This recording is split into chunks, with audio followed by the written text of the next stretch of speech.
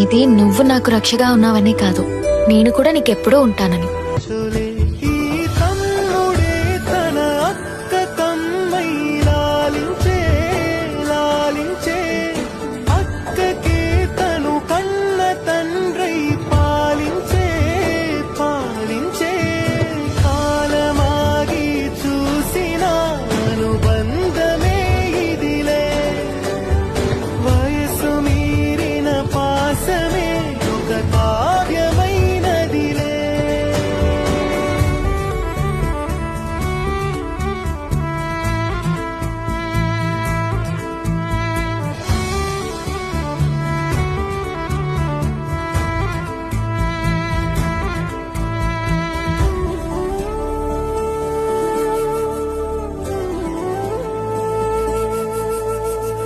నిదురనైనా అక్క